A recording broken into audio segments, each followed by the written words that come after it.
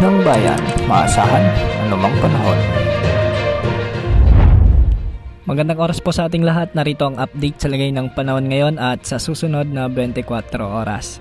Sa kasalukuyan ay patuloy pa rin nating minomonitor si Bagyong Helen at huli itong namataan ng Pag-asa sa layong 940 kilometers silangan hilagang silangan ng extreme northern Luzon. Taglay pa rin nito ang lakas ng hangin na umaabot ng 85 kilometers per hour malapit sa gitna at pagbugso namang umaabot sa 105 kilometers per hour. Patuloy itong pumikilos ng hilagang kanluran sa bilis naman na 40 kilometers per hour.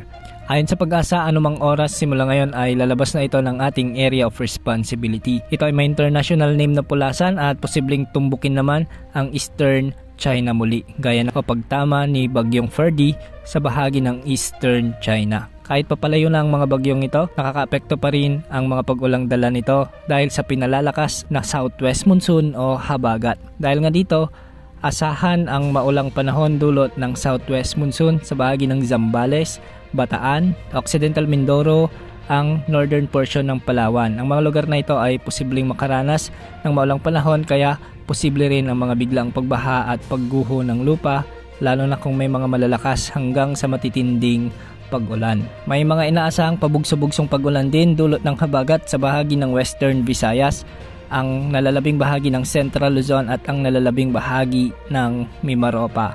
Posible pa rin ang mga biglang pagbaha o pagguho ng lupa kung may mga katamtaman hanggang sa kuminsan ay malalakas na pagbuhos ng ulan. Samantala sa Metro Manila at nalalabing bahagi ng Luzon, asahan pa rin ang maulap na kalangitan na may mga kalat-kalat na pagulan at pagkidlat pagkulog, dulot pa rin ng umiiral na habagat na pinalalakas ni Bagyong Helen at ni Bagyong Hener. Posible rin ang mga pagbaha at pagguho ng lupa dahil minsan ay may mga katamtaman at malalakas na buhos rin ng ulan.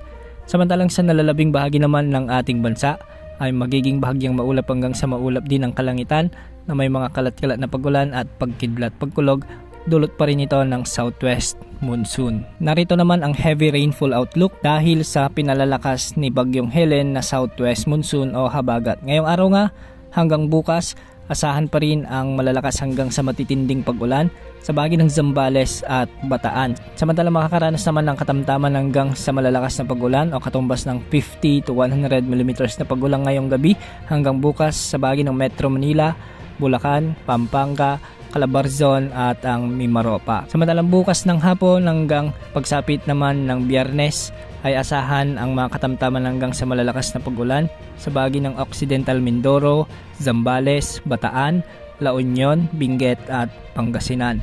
Ang mga lugar na ito ay pinapayuhang maging alerto dahil posible ang mga biglang pagbaha at pagguho ng lupa lalo na yung mga ilang araw ng inuulan dulot ng umiiral na habagat. Sa ngayon wala pa rin naman tayong minomonitor na panibagong sama ng panahon o low pressure area sa loob at labas ng ating area of responsibility. Ngunit ayon sa inilabas na Tropical Cyclone Threat Potential Forecast ng Pag-asa, mababa hanggang sa katamtaman ang tsansa na may mabuong bagyo sa susunod na linggo sa loob o di kaya naman ay sa labas ng ating area of responsibility.